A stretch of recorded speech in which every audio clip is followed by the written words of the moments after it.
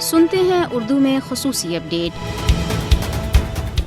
غیر قانونی طور پر بھارت کے زیر قبضہ جموں کشمیر میں بھارتی فوجیوں نے اپنی ریاستی دہشت گردی کی تازہ کارروائی کے دوران ضلع اسلام آباد میں ایک کشمیری کو شہید کر دیا۔ بھارتی فوج کی سینٹرل ریزرو پولیس فورس کی 40 بٹالین کے اہلکاروں نے ضلع کے علاقے منگھال پول پر نہتے کشمیری شہری پرویز احمد کو اس وقت گولی مار کر شہید کر دیا جو اپنی گاڑی میں سفر کر رہا تھا۔ کل جماعتی حریت کانفرنس نے بھارتی شفاق فورسز کے ہاتھوں پرویز احمد کے قتل کی شدید مذمت کرتے ہوئے کہا ہے کہ ہندوتوا کے علم برداروں نے کشمیریوں کے خلاف اعلان جنگ کر رکھا ہے اور قابض فورسز کشمیریوں کی منظم نسل کشی کر رہی ہے۔ حریت ترجمان نے کہا کہ بھارتی ریاستی دہشت گردی کے نتیجے میں کشمیر مقتل اور ماتم قدے میں تبدیل ہو چکا ہے۔ دیگر آزادی پسند رہنماؤں اور تنظیموں نے کہا ہے کہ بھارتی فوجیوں نے مقبوضہ علاقے میں خوف و دہشت کا ماحول قائم کر رکھا ہے۔ انہوں نے کہا کہ بھارتی قابض انتظامیہ ظلم و تشدد، قتل عام اور گرفتاریوں کے ذریعے جموں کشمیر کے غیور عوام کے جذبہ حریت کو کمزور نہیں کر سکتی۔ انہوں نے افسوس ظاہر کیا کہ بھارتی قابض فورسز نے مقبوضہ علاقے میں ظلم و بربریت کی انتہا کر دی ہے اور روزانہ کی بنیاد پر نہتے کشمیریوں کا خون بہایا جا رہا ہے۔ انہوں نے مزید کہا کہ کشمیری عوام نے اپنے لہو سے آزادی کی شمع روشن کی ہوئی ہے اور بھارت کے غیر قانونی تسلط سے آزادی کشمیری عوام کا بنیادی حق ہے جو ہر صورت انہیں مل کر رہے گا۔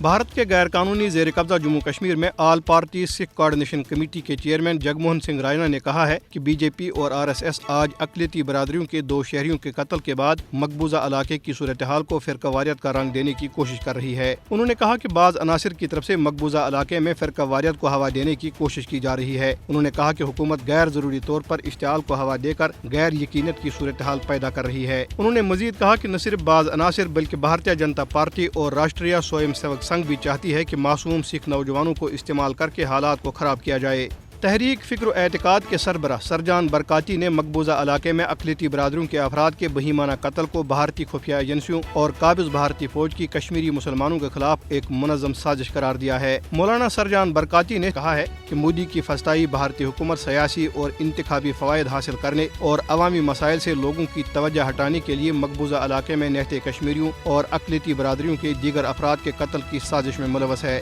انہوں نے سری نگر کے مشہور کیمسٹ مکھن لال بندرو اور دونوں اساتذہ کے قتل کو تحریک آزادی کشمیر کو بدنام کرنے کی بھارت کی گہری سازش قرار دیا، جس کا مقصد مقبوضہ علاقے میں کشمیریوں کے قتل عام، ان کی زمینوں، نوکریوں اور گھروں سے بے دخل کرنے کی راہ ہموار کرنا ہے۔ اسلامی تعاون تنظیم نے بھارتی ریاست آسام میں سینکڑوں مسلمان خاندانوں کی جبری بے دخلی اور اس کے خلاف احتجاج کرنے والے مسلمانوں پر بھارتی فورسز کے وحشیانہ مظالم اور انہیں قتل کرنے پر بھارتی حکومت پر کڑی تنقید کی ہے۔ OIC نے اپنے آفیشیل ٹویٹر اکاؤنٹ سے جاری ایک بیان میں گزشتہ ماہ بھارتی ریاست آسام کے ضلع درنگ میں ہونے والے مظالم کو مسلمانوں کے خلاف منظم ظلم و تشدد قرار دیتے ہوئے اس کی شدید الفاظ میں مذمت کی۔ پولیس نے علاقے میں احتجاج کرنے والے 2 مسلمان شہریوں کو قتل کر دیا تھا اور ان کی میتوں کی بے حرمتی کی گئی تھی۔ اسلامی تعاون تنظیم نے میڈیا پر آنے والی خبروں کو شرمناک قرار دیتے ہوئے بھارتی حکومت سے مطالبہ کیا کہ وہ مسلمانوں کا تحفظ یقینی بنائے اور ان کی تمام مذہبی اور سماجی بنیادی آزادیوں کا احترام کرے۔